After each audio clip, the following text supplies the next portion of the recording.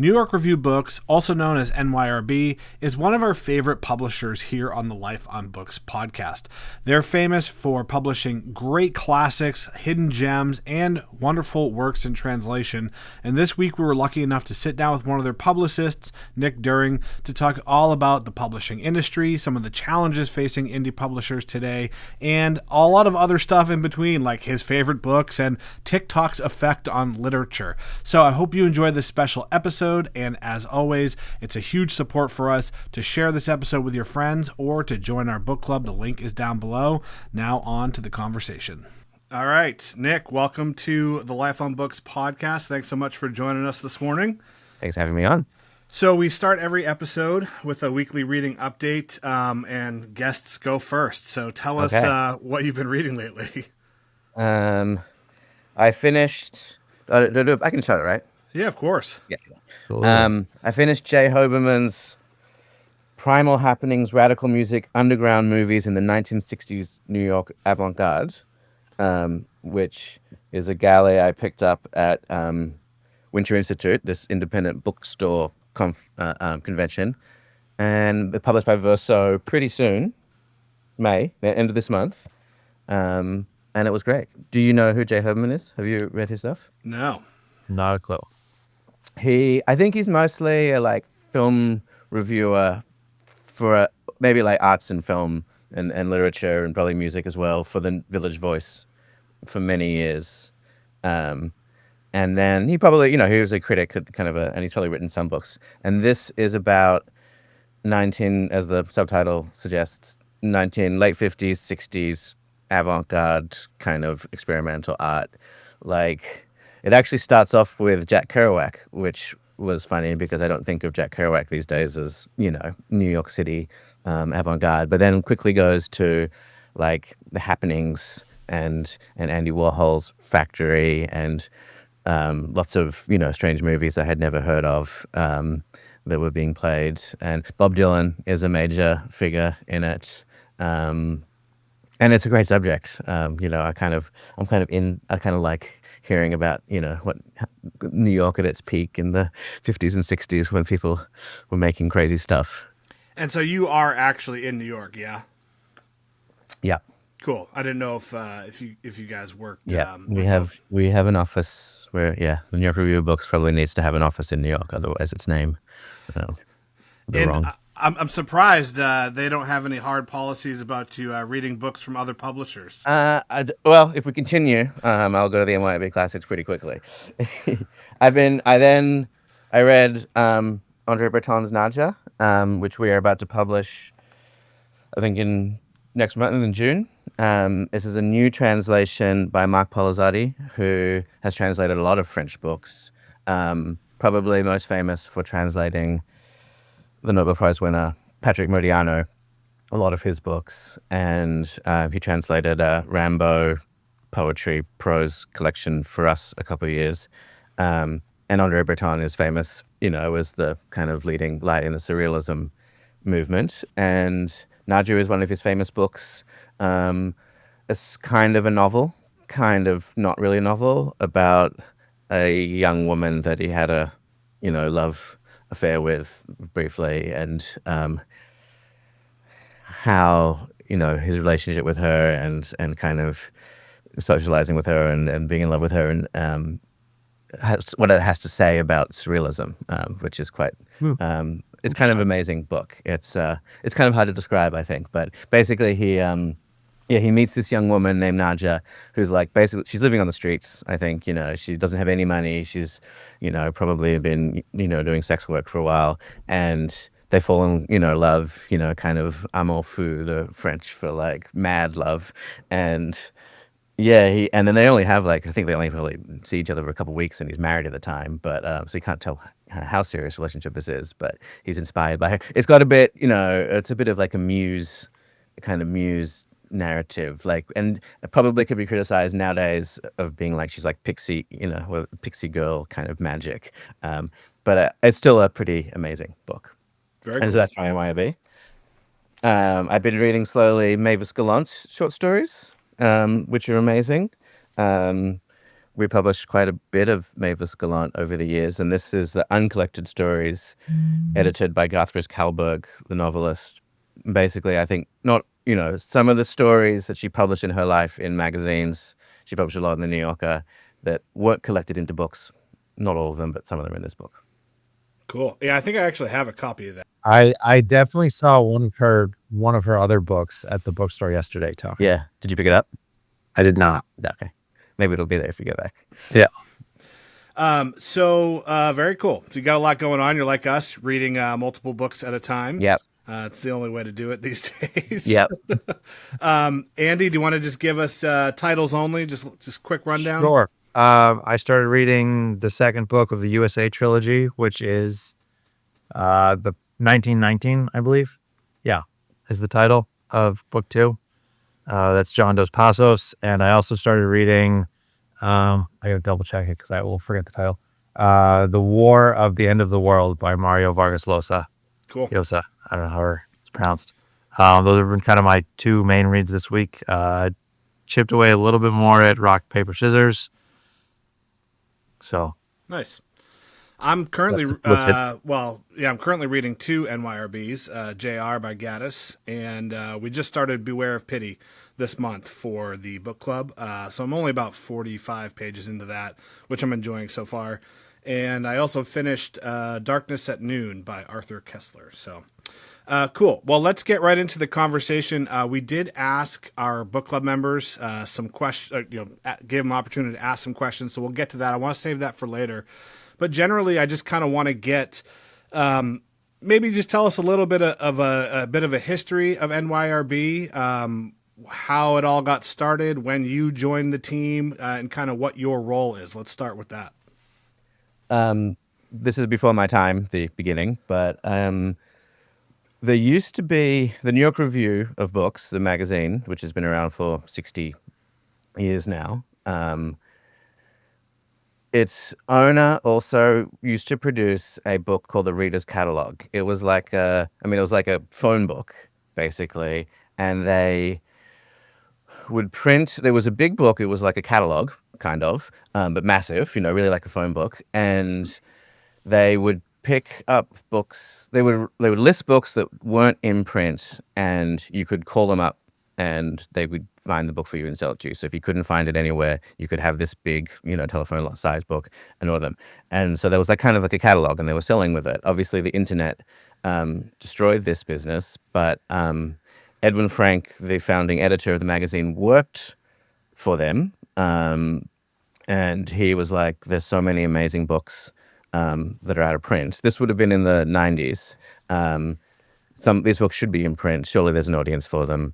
We should reissue them and sell them in the general market. And so the owner of the New York Review said yes, and that was how NYRB Classics came about. It was first, as I said, mostly I think reissues. Books that they had been published, translations and American and English books, and then has branched out to doing more first-time translations. And that it started in officially it started in 99.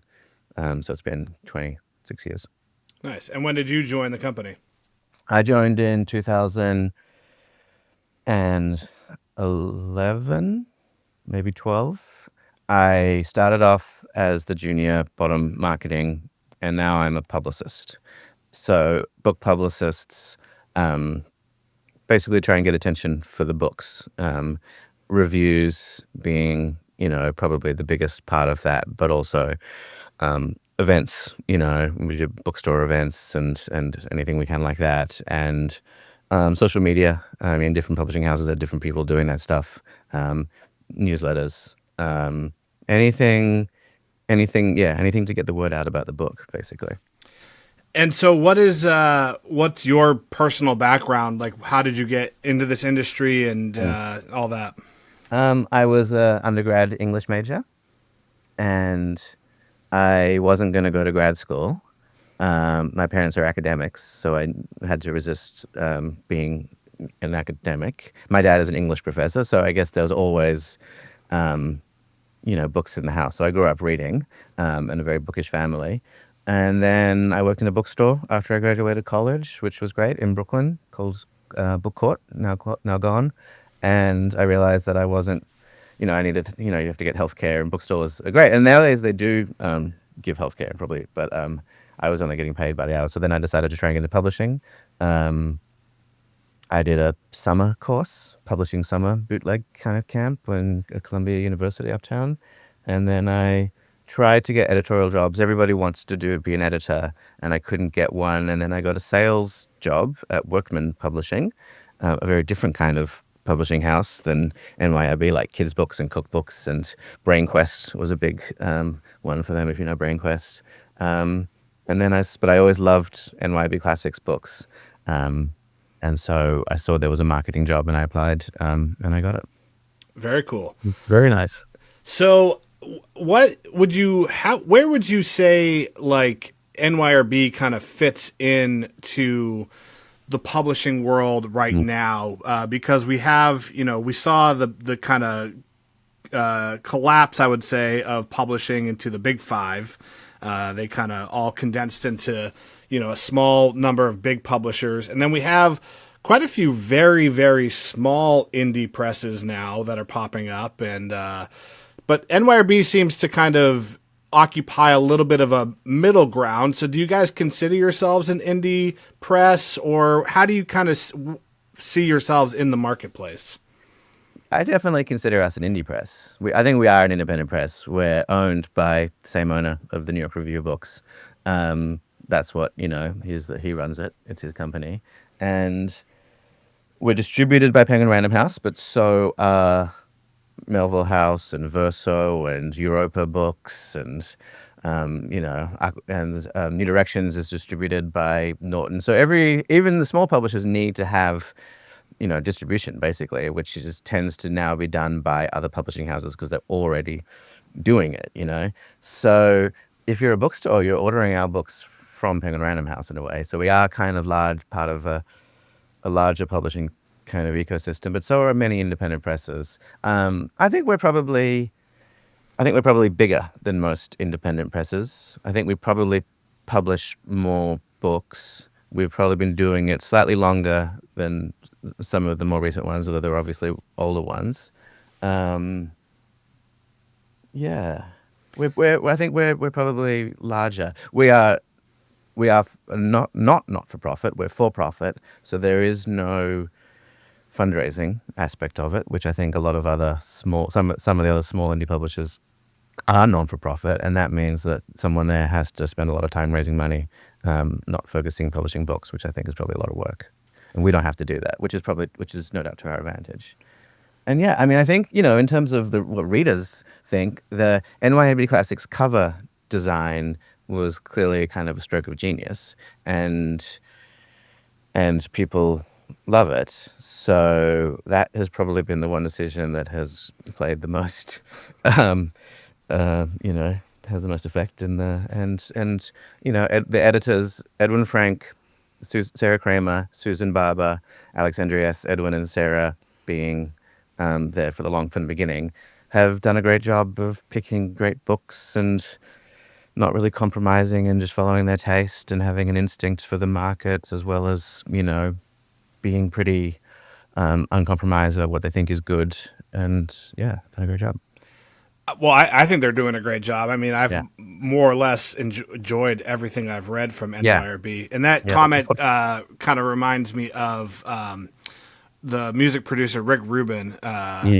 He's kind of been making the rounds on podcasts and everything the last few years. He had a book come out. I remember. Have you read it? I have not. I want to, but he was asked in an interview. I don't know. I don't recall which news outlet was doing it, but he basically said, "I have no formal musical training." He goes, "I'm just extremely confident in what I think is good." And it's worked. He's produced some of the most iconic albums in music history. So I mean, it's interesting that you mentioned the distribution, because I think of that distinctly different than, because you're not an imprint really, right? They're literally just printing and shipping the books, presumably, to the Penguin Random House warehouse, and then their sales reps, we take charge of printing all of, the book itself we're responsible for, and then we print them and send them to their warehouse, and their sales reps are going around the country meeting, their accounts, meeting bookstores, whether it's bookstores, Barnes & Noble, Amazon, wholesalers like Ingram, libraries, and then those places will order it from Penguin Random House. They pay us whatever it is and keep their cut, and they ship it. And they deal with, they're dealing with shipping and returns, and they're dealing with, credit holds if an account has money. If they owe you money, somebody has to call them up and be like, where's our money? And so Penguin Random House does that for us. Yeah, cool. I mean, it's hard to get around that. We talked a little bit about the kind of challenges of the logistics of printing with Chad from Open Letter when we had him on. So it's definitely a complicated industry. Yeah, no, I think the distribution has, as you were saying, there's been a big conglomeration in terms of the big publishers, and they've bought, each other. And sorry. No worries, you're good. And it's hard to get published. I mean to get distributed, because I think the finances aren't good. You have to. It's not a big money making business, and it's hard to really sell lots of books, basically. And I think Penguin Random House. I mean, NYB is great, and we have a market and followers, but we're not publishing anything. We've never, in the 14 years that I've been at NYB, ever published anything that's gotten to the New York Times bestseller list. Interesting. So Are we even close? that brings me to my next question, which is how has because you've been here for this transition in my mind of social media, right? Like social media really became the thing that it is today around the 2012, 2013-ish time period, where the algorithms really started to shape the way social media behaves now.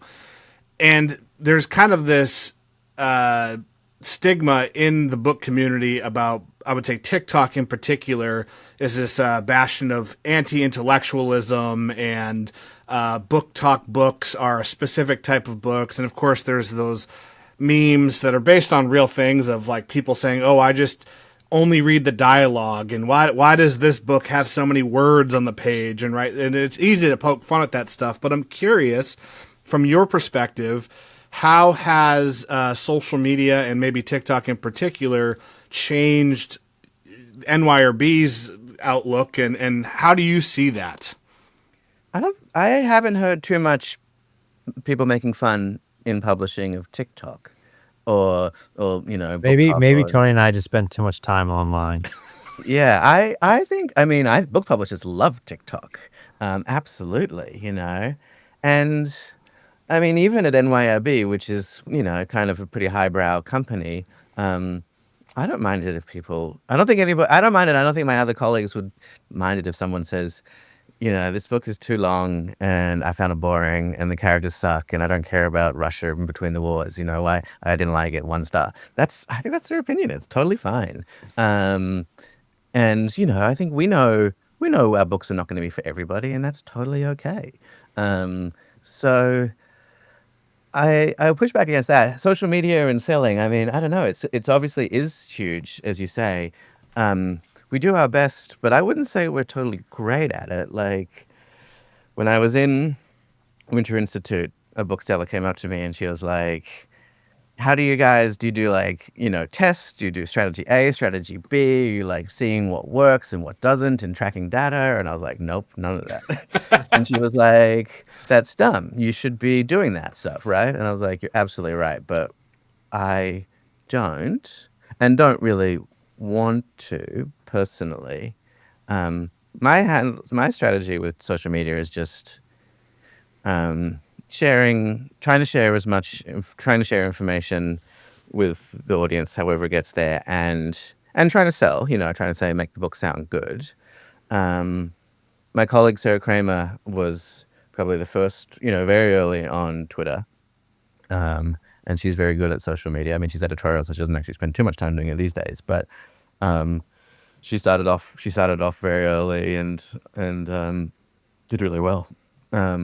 Instagram, I think we have an advantage because people love the covers. So it's like that whole thing was already appeals to people. TikTok, we don't do. We set up a TikTok account and maybe posted one post, but we have never. We every several times a year we say we should do this. We have to do this. Why aren't we doing this? And we never do. Probably because it's a pretty small company and there is a lot of like. I mean, as you probably know, doing a good TikTok post probably takes a while. So, like, I personally just don't have the time or the skill. And I wonder whether TikTok is meant to be, it is meant to be organic in a way. I'm not sure if, like, publishers do flashy, well-produced videos. Is that what people want? That's a complicated question. I think that anything can work on any social media platform to varying degrees. What I will say, I'll give you a little bit of free social media guru advice here, which is that at this point, all the major platforms, Instagram, TikTok, YouTube, even LinkedIn to a degree, and Facebook as well, kind of all work the same. And so it would probably behoove you guys to, if you're going to make something for Instagram, just post it to TikTok also. Yeah. Even if it gets minimal engagement, it doesn't really take you any additional work other than the 5 minutes to make the extra post. And if it does create some kind of an audience, albeit a small one, it's probably still worth it to do. I would say maybe 2 years ago, there was a pretty strong belief that the content you post on TikTok should be one way and Instagram should be another way and YouTube should be another way. And I don't really find that to be true as much anymore. Generally speaking, if something performs pretty well on one, it'll do pretty well on all of them. To your point about you don't know if the audience is there on TikTok for what you guys are doing. The Hard Rain Falling review that I have done that kind of went viral now has over 2 million views on TikTok. And probably sold lots of books for us. Yeah. I'm not going to look it up right now, but I will, on an email later, I'll tell you how many books of Hard Rain Falling we sold since your post, and then maybe give a similar time frame from before, so you can. That was actually one of the questions that our audience had asked is get the down low on. I didn't prepare that, but I will. Okay. I'll you can share with your audience, and I'll send it to you. Hey, Editor Tony here. Nick did get back to me about the impact that our social media post had on Hard Rain Falling sales. Prior to that video hitting the internet, they had sold only about 2,000 copies of Hard Rain Falling by Don Carpenter, and since then they have sold 13,000. Now, I don't want to take credit for all of those, but it just goes to show the impact you can have by posting about great books on social media to keep reading and literature alive. Andy, I don't want to totally steamroll this combo. Do you have any questions thus far? Thus far, no. I'm just along for the ride. Perfect. Okay. So, yeah, I mean, I don't want to make it sound like I think TikTok is the scourge of the internet for books. I don't necessarily have that belief, but I do see that kind of common commentary, particularly when I post anything about TikTok. I discuss it on YouTube. I get a lot of comments being like, "Oh, book talks for morons," and so, but and don't get me wrong, there is a lot of, I guess if we're going to say NYRB is highbrow, then maybe some of the stuff we see on TikTok is the opposite of that, whatever that might be. I certainly do not see anything on the As Seen on Book, any New York review of books on the As Seen on Book Talk table at Barnes & Noble. We should probably work on that. But you bring up a good... I didn't even know they had a TikTok table. Unfortunately, they do. Yeah. I have not seen it at every Barnes & Noble that I've been to. Yeah. I've seen it at least one, and then I've seen people sharing it online. Yeah. That their Barnes & Noble has the book talk table. Yeah. Are they boasting and saying, "I made this happen"? I haven't seen that. I'm sure someone is, but it's all and this is my personal taste, the books on the table are not very high quality. They're certainly not probably wouldn't buy them highbrow either. classics. Yeah. The one example, the one maybe you've talked about this in previous. I haven't read. Oh gosh, Transit published a book whose name I might look up while we're doing it. Do you know what I'm talking about? There's It's probably I Who Have Never Known Men by Yeah, that Jacqueline one. Harpman. Yeah, very popular. that on- one on has Book sold Talk. huge amounts of copies, but I guess my question to you is less about whether that if I don't think Transit didn't make it a TikTok sensation themselves. I mean, they published the book, but they didn't have their marketing person create that. It kind of happened organically. Yes, same thing for Winter and Sokcho from Open Letter by Elisa Dusapin. That's a very popular book on social media, in particular Book Talk. And again, I think it just happened organically, possibly because of the cover design. In that case, it's got it's a good book, but it's got the bubblegum pink cover and it's got some unique font choices. I think it's a cool looking book. Cool. Yeah, I think, not to make this about my social media, but the Hard Rain Falling video was actually a pretty pivotal moment for me as a content creator, because I think a lot of people believe in order to have success in the book space as a creator on social media, you have to talk about popular books. You have to be, reviewing the Fourth Wings and whatever else. And that video proved to me that was not the case. Hard Rain Falling is an excellent book. It's certainly deserving of any attention that it gets, but it's over 50 years old. It wasn't, necessarily a hugely popular book then. Definitely what I would consider a hidden gem. And that, cumulatively, it's done over 3 million views across Instagram and TikTok. So I think that one of the reasons why that video was so popular was because my review was extremely authentic of it. Like, what I said about that book, I truly meant, and it got people excited about it. So I think there's a lot of opportunity for smaller publishers to go viral, I guess, for lack of a better term. But you brought up something interesting, which was like the cover design of NYRB. You said it's a stroke of genius. They certainly have a very distinct look to them. You guys only diverge from that at certain moments, like JR by Gaddis, that obviously doesn't have like the traditional box. And they are extremely, I would say, aesthetically pleasing. So what is kind of the history of that design? Do you know who came up with it, and has it always been that way?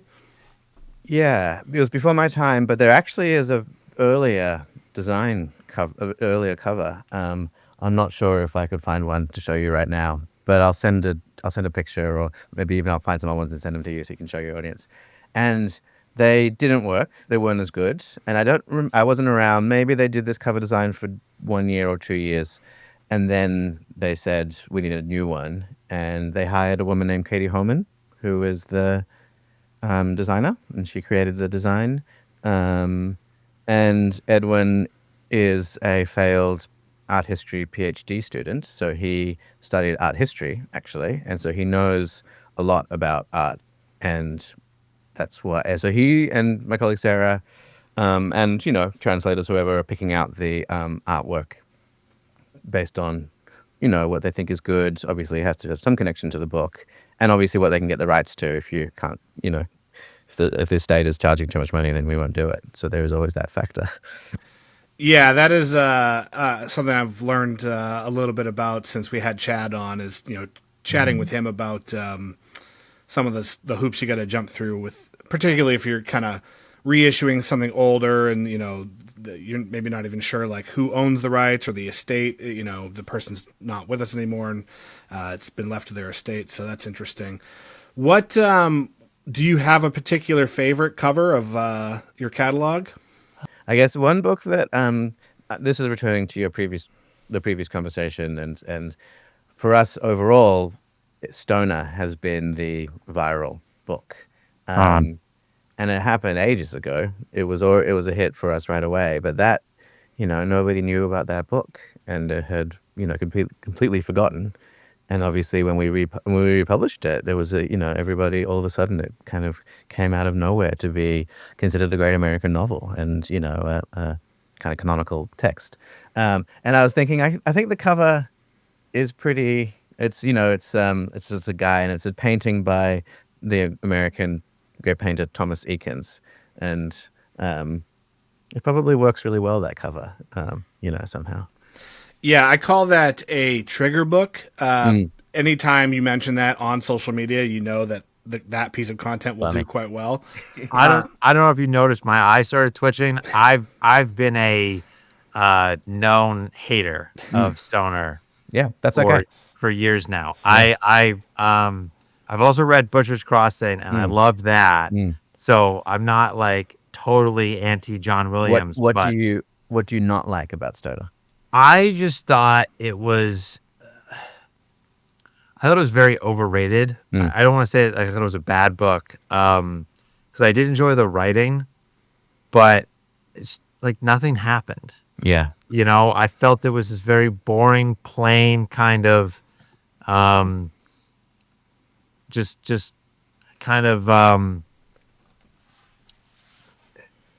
watching the character Stoner kind of going through his life with no sort of agency, just kind of letting things happen to him. And I just kind of, I remember, I can't remember any of the specifics, but probably like times where, he was a young man and disagreeing with his wife or his parents or someone, wanting to like physically grab him and shake him and just like, you Muppet, do something. So I didn't like, I don't think it was a bad book. I thought it was well done. I just think it was one of those cases of like it being a social media darling and me being chronically online. My expectations were probably a little too high, and it did not live up to them. That's okay. I wouldn't. Stoner's not my favorite book that we've published either. But like I said, I loved Butcher's Crossing. I haven't read Butcher's Crossing yet. I thought that was a phenomenal novel. I have a copy of Augustus around here somewhere that eventually I will read, because he won the National Book Award for that one, didn't he? Yeah, I think so. Yes. But yeah, so I just felt very plain about it, I guess. So that is my next question then, Nick, is which NYRB is your personal favorite that you guys have published? It's a tough question. I guess personality-wise, I tend to like the underdogs, which maybe also has, like you said, Andy, kind of turned me a little bit against Stoner, because it's for us, it's like the big dog. Who do I love? I love one of my favorite books is The Year of the French, a really big. I'm going to do some of the obscure ones, which I like, which I think should get more readers. Perfect. We love the obscure books. What was that? We love the obscure ones. Yeah, this one. I'll tell you that anyway. It's massive historical fiction about in the late 18th century, the French want to foment a rebellion in Ireland against the English. English are colonial overlords of Ireland at the point, and the French decide, they'll try and spread revolutions probably after the French Revolution, and then they can set a rebellion, and that will distract England, and there'll be fights in Ireland, and that will be good for the French, anti-English. And it goes terribly wrong, of course. They fail miserably, and lots of Irish people get killed. But it's a big, sprawling historical fiction in the best. You got to be ready for like historical fiction. They're marching around and they're real characters and history and all that stuff. Kind of like Hilary Mantel, and that's one of my favorites. I guess I'm leaning to. We do Chateaubriand's Memoirs, Beyond the Tomb, and that's an amazing, big, epic kind of magisterial, memoir. He goes to America, he meets George Washington, so he claims, but people think it's not true. He's back in France, he's like anti-Napoleon. It's got everything. He's like famous and knows everybody. I guess those are big ones. In terms of smaller, I love Tove Janssen. This one actually sells really well, but particularly The True Deceiver is one of my favorite books. I love Robert Gluck's Marjorie Kemp is an amazing one. I guess another big one that probably probably the book that I'm most proud of publishing that we published is Uwe Janssen's Anniversaries. Hmm. I picked really long ones, but that's okay. We love I big books. I have not read Anniversaries. I know another friend of the program. He had attempted to do it, because it's the daily newspaper entries, reading it chronologically. So whatever it starts sometime in December, right? Yeah. And so he was like reading them as daily day. entries. It didn't work. I know. I think he made it a little bit into the second book before he gave up. But Yeah, some people have. I noticed people have done that and talk about doing it, but I actually can understand why it would be too hard because, reading maybe it's just a couple pages, or maybe it's even a paragraph every day, and then going to something else. I kind of think it probably needs to just be read like a normal long book. But I think I read it. It is really. It's in 3 parts, maybe even 4. No, I guess we did it in 2, but it's really originally was in 3. And I think I read the first one straight as a novel, and then I read the second part, the second volume, which is the first half of the second book that we did, and then I read it. So I kind of took breaks, but it's an amazing book. Yeah. If you have some energy and time, I highly recommend it.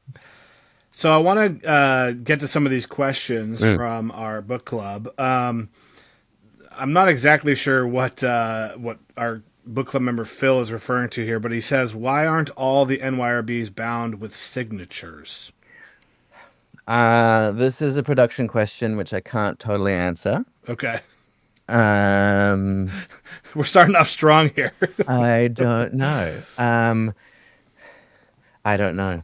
It's probably because they, you do use different printers, and this is really production. I'm kind of speculating here. Sometimes you're happy with the quality, sometimes you're less happy with them. Sometimes somebody offers a better rate, so you want to switch. Obviously, it's okay for the kind of books that we do for NYRB Classics, black and white. Text, regular paper, because those are all printed in America. But a lot of kids' books and comic books are printed in China, and it's going to be very hard for the publishers to sell those. You're gonna see definitely nicer looking, higher production books cost more money in the near future. Wonderful. The signatures, yeah. So I think, and maybe the size, maybe some books. The printer just says this, we can do it like this. I don't know whether the production says to them, we want them to do signatures. Oh, we just don't care. Tell us the best way it's done. And if they do it, perfect bind. The signatures are here. You can see. Yeah. Okay. Yeah. You see how those are signatures. And then some of them, this is quite a long one. Even this one is quite small. That has them. But then all of these ones have them. But, like this is the galley. The Hoberman book, and that I think that's not. There's no signature there, so I don't know why. Fair enough. So hopefully this is another, or hopefully this is one that you can answer. Are you guys going to publish the rest of In Search of Lost Time or just Swan's Way? I think not, but I don't know that for sure. Okay. This is perhaps an editorial question, but we're going to give you a crack at it. How does NYRB pick its next classic title? Is there any particular qualifications or things that you consider a classic versus not? No. We put, we do new books too now, in an imprint, our own imprint that we call New York Review Books. It's not a great title for an imprint, but that's where we publish Joshua Cohen's Netanyahu's, Benjamin Labatou's When We Cease to Understand the World, Susie Boyd's Loved and Missed, Gwendolyn Riley, etc., And they're new books, so we put them in the new series. NYRB Classics, the editors are just picking based on what they like and think, must have some commercial appeal. How long have you guys been publishing new works? It started. It's been all around. It used to be essays from the New York Review of Books magazine that were collected into a volume, into a book, and sold as New York Review Books. And even in my time, we did Daniel Mendelssohn's essay collection. We did one for Freeman Dyson, a science writer. And then they used to sell well, but then they stopped. I think because of the internet, people would think, why should I buy a volume of essays that's previously been published? I can go on the internet and find it. But back in the day, I guess you couldn't find them as easily if you wanted to. If you like that writer, you buy the volume. And then Edwin took it over, and the other editorial staff, and they wanted to do new books. It opens a huge can of worms because, especially if it first was nonfiction only. And that kept it probably manageable for editorial, because if you start doing fiction, you can get lots of submissions, and that's work. But they do fiction, and it's the same. I don't know. We often end up getting books that are published in England that aren't published in the US for whatever reason. Like most of the books that I mentioned, I think came out in the UK first, and nobody buys it, and then we buy the rights. Interesting. Not all. Do you personally have any bucket list books that you would love to see NYRB publish? Wow. I guess there's always ones that have got away. I've never read Ingeborg Bachmann's Melina, but I know Edwin really wanted to get the rights to that. I just read that recently. Did you read it? Yeah. Was it good? It was okay. Okay. It had its moments. I think there was a lot of it that I just totally misunderstood. Yeah. It was one of those, like, I finished it and I was like, I don't feel qualified to have any sort of say on whether this is a good book or not. Like, there are plenty of readers smarter than me that have, talked at length about how good it was. So, sure. I'm keen to read it. And I know that Edwin wanted to do it, but we didn't. New Directions got the rights. I don't know. I mean, I'm actually a huge fan of John Dos Passos. I think it's probably in print, but it would be, if somehow John Dos Passos fell out of print, it would be pretty cool for NYRB Classics to do. That would be cool. This next question is, what are the chances of the rest of Gaddis's collection being published by you guys and having the same cover design as the Recognitions and JR? I don't know. I think not, but I don't know why I say that. Are they in print? I would have to look. Andy, do you know? You probably know better than me. I believe the other three still are. I believe there's what? Frolic of His Own, Carpenter's Gothic. I've read. I know I've seen like new copies of Carpenter's Gothic and Agape out in the wild. I have only seen a Frolic of His Own at used bookstores. So I don't know if that's in print or not, but the third and final books of his corpus are still in print to my knowledge. Yeah. Yeah, I mean, I wouldn't be surprised, but I don't know of it. I mean, personally, well, no, let me rephrase that. We publish, as you know, the Recognitions in JR, and if that's not enough William Gaddis for you... you also did his letters. That's true, we did his letters. I have a copy of that next to me, so... Are you liking JR? I am enjoying it. It's a bit of work to read. No joke. Andy's finished it last year and loved it. But I read it a couple years ago. It is one of my favorites. Period. Yeah, I love it. I agree. I think it's better than Recognitions. I would agree with that. I have I think I have 4 copies now. No, 3 copies of JR or the Recognitions. Both. Okay. I find it very helpful. I have 4 copies of the Recognitions, and I have 3 of JR. I've made myself a character list and just kind of made a few notes about each person, and I find that to be pretty helpful. Yeah. Because sometimes you forget, and there's just a lot of characters, so you forget, like, who... I mean, Gaddis does a pretty good job of indicating who's talking even though it's unattributed dialogue. But sometimes I'm like, wait, who is this person again? And when I look at my notes, it's helpful to kind of remember what their place in the story is and maybe what kind of what their motivations are. The recognitions is even harder for that. I feel like at a certain point, you're like in 1950s cocktail parties, and you're like, who are all these people? The party scenes and the recognitions are bananas. Yeah, I've heard it's quite a challenging book. I don't know. We'll see how I feel when I finish JR. If I And the characters change names, and they have like new identities and stuff like that. All of a sudden, makes it confusing.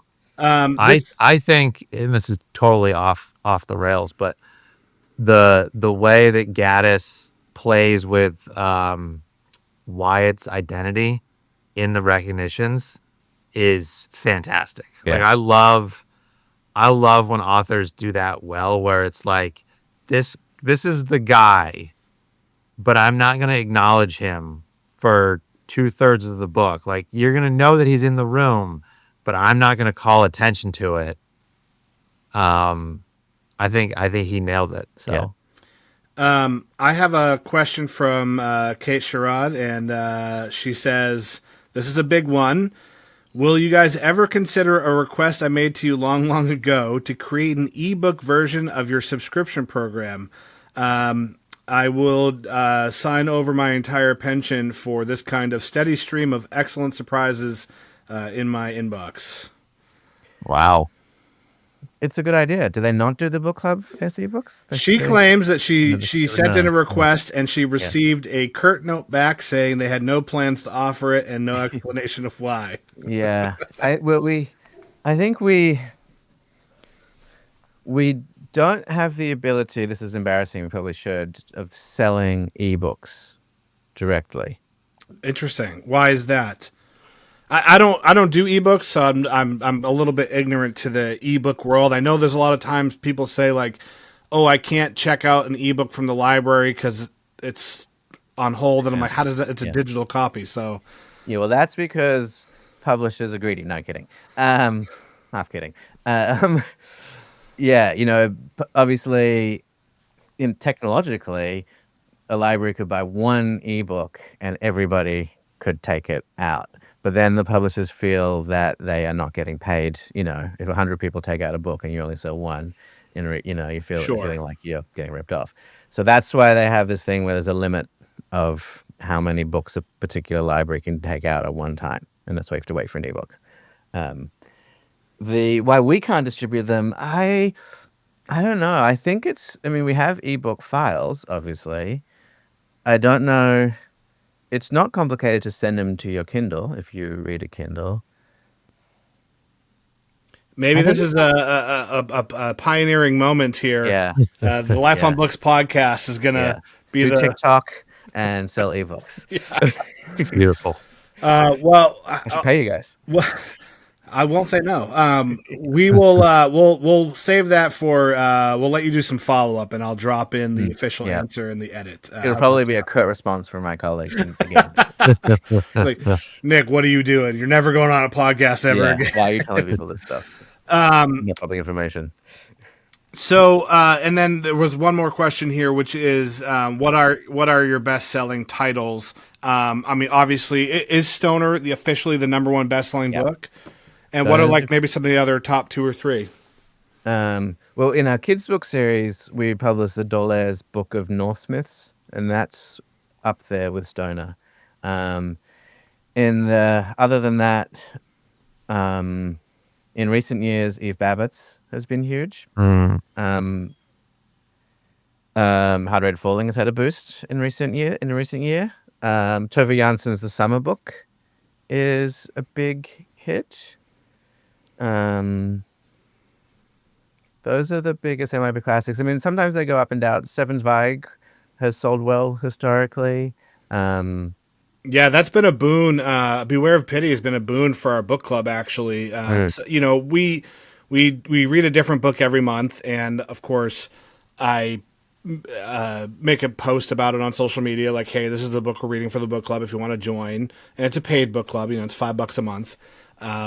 And we'll get maybe, I don't know, anywhere from 5 to 20 new members every month, when we make a post like that. But this book in particular has been like every day, handfuls of people have been joining, which is great. So Zweig definitely seems to be pretty popular. Yeah.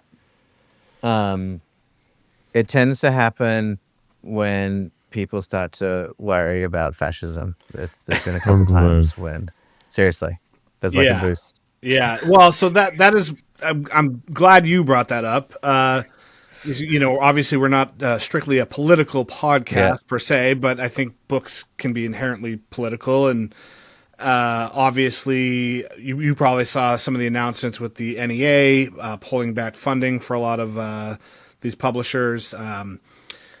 So did Chad say anything about that? Does Chad? He made a post on Instagram. So I know Open Letter, Transit, and Deep Vellum have all lost grants. And to me, I think there's a conversation that can be had around. Look, if we're trying to cut excess spending and really we need to focus on the budget and all that stuff, that's a conversation you can have. I think that's a little bit separate from this money was already promised to these people, and these businesses were really like structured their business plans around that. And so just to pull that out from under the rug, I think is not great.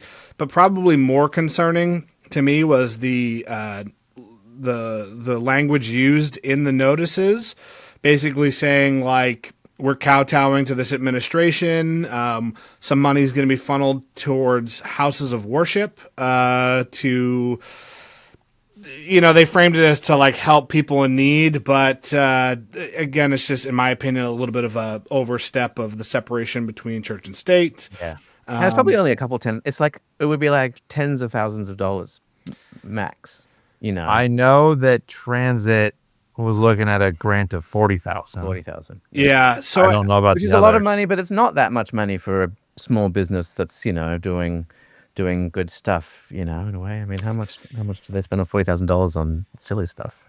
Yeah. So it's unfortunate. And I looked it up. The NEA funds about $38 million per year to various projects, obviously museums and things like that. So. It's unfortunate. So I guess I'll try to roll this into a question here, which is, how do you guys kind of see what's happening and what kind of impact do you think that's going to have on publishing broadly, reading broadly, and then maybe specifically NYRB? I guess, I think reading. I think probably it's kind of a niche, publishing and reading in general are kind of niche markets, worlds, and there's not that many people in America who actually read, really. But there are some, and it's a smallish percentage of the population that reads a lot and that is making an effort to learn about, new kinds of books historically, internationally, or whatever. And that's what it is now, and I think that's what it will continue to be. Small publishing houses like NYRB and Transit, New Directions, and Archipelago will have readerships, in America. They may not grow a lot. The publishing houses that rely on state grants might be in trouble because it's not like a financial, kind of growth industry. So a lot of these people are doing it because they love it, and so that will continue. That's hard now, and will continue to hard, and the fundraising will get even harder. But I think there will always be readers for good books. I don't know. Most of these presses I talk about probably are printing in America because they're doing, normal text, paper, just black ink. So I think they'll probably publishers that are doing comics books and kids books will have a hard time because they're probably printing it. They have been printing it in China, and they'll be much more expensive. Yeah, I know that we get quite a bit of our paper from, I think, Canada. So obviously, there was a worry when that seemed like there's going to be tariffs in Canada too. Yeah, which I guess there still could be. Who knows? It's a bit day by day. To me, I think that some of this administration's policies are quite creative in, when we talk about like fascism, which is a very serious word, in the classic sense, and we think of fascist Germany, we think of book burning. To me, it's almost like, some of these strategies are almost a way to limit access without, having to come right out and say, oh, we're banning this book, or, doing these things more ostensibly. It's just a more creative way to limit people's access to certain things. And I think you can see examples of that outside of the book space as well. When it comes to, obviously, NYRB's published quite a few books that are talking about very politically charged, historically important events. Is that something that you guys look for, or is that just we think this book is good and it happens to be about this thing? I don't think looked for too much. Maybe the right moment, the right book comes across. We've definitely, in my time, we published a couple World War I novels in 2014 and 18, just kind of for the 100th anniversary of the war. The editors might be more attuned. We publish a lot of our books are about the Second World War, and Edwin, has the joke, which is, because a lot of them are. So you're giving a sales meeting and you're like, this book is about the Second World War from France. This one's about the Second World War from Russia. This is the Second World War from America. He's like, another World War I, two book. But, the subjects, I guess people still, people are interested in that subject, and for good reason. It's a major event in European, but world history.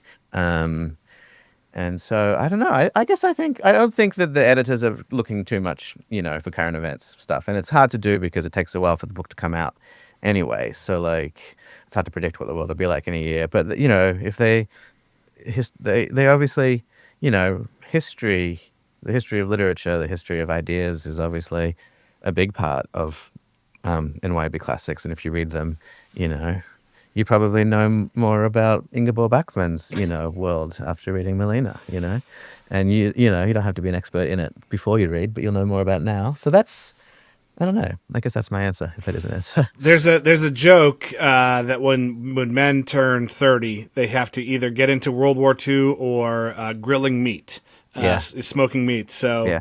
I definitely fall into the World War II camp there. Okay, yeah. You can do both. You can do both, of course. And I think it was last week, we joked, and I kind of said, if it weren't for all these terrible things happening in the world, there would be a lot less good books to read. So kind of the silver lining, right? You got a lot of great literature from these events. Andy, do you have any final questions before I have a big one for Nick to close out the discussion? I'm a little curious to know, Nick, if there are any forthcoming releases that you're really excited about, but that's all I got. Can you give us the inside scoop? Yeah. They're often ones, I guess the ones I'm excited for, ones I haven't read yet. So I don't, I'm going to say the ones I'm excited for. I don't actually know if they're great ones. I'm pretty excited for, there's a book called Bomazo by Muyeca, an Argentine writer. Yeah, that is one I'm very much looking forward to. I think it looks cool, and it's an underappreciated red, Latin boom book, and it looks big and fun. I said Marjorie Kemp. I really like Robert Gluck's book, and we're reissuing his Jack the Modernist, which I'm pretty excited for. Those would be two that come to mind. Oh, I'm also looking forward to this Henrik Pontoppidan. I may have mispronounced that. A Norwegian writer. I think from the turn of the last century, big, long kind of epic of bureaucracy and politics in Norway. Oh, and Gabriel Turgit's Effingers is meant to be a big, important, again, Weimar era book. So I'm looking forward to that one too. Very cool. So my last question for you is, what is kind of the long-term outlook for NYRB? Anything, any big plans in the pipeline, not necessarily in titles published, but, just vision for the future of the company? What does that look like? I don't know. These decisions are getting made without me, but I don't know. In recent years, since I started, the biggest initiatives have been, we started the poetry series, NYRB Poets. We did launch the comic series, New York Review Comics. I haven't heard about any similar, kind of new imprints like that, but they'll be fun. At one point, Edwin mentioned thinking about doing a letters collection, but I haven't heard anything about that since. Yeah. I don't know. I think probably more of this, continuing to do it. And they probably occasionally think, should we publish more titles? Should we publish less titles? And that's, constantly like more, because if we're doing it well, then why don't we do more? Less because there's a lot of work to do all these books, and there's, it's a lot of work. But roughly how many, unique titles do you guys publish a year? I think we probably do, in all the imprints, probably 40, maybe over 40. Wow. It's with the living author, the new author series is a bit more work because the authors are alive and therefore, can do tours, can, do things that otherwise you can't do. So just for a publicist, it adds more. Are there any, you guys have been a company for about 25-ish years. Are there any titles that you previously published that you don't run anymore? Yes. Okay. Not too many. But some because we lost the rights. We don't own the rights to all of the books. Sometimes, particularly for the reissues, we lease them. I think often for a 7-year term, and then you can sign again, negotiate and sign again, but they don't have to. So some we had the rights to, we printed them, and then we lost the rights. Norman Mailer's Siege of Miami, the Chicago book is one.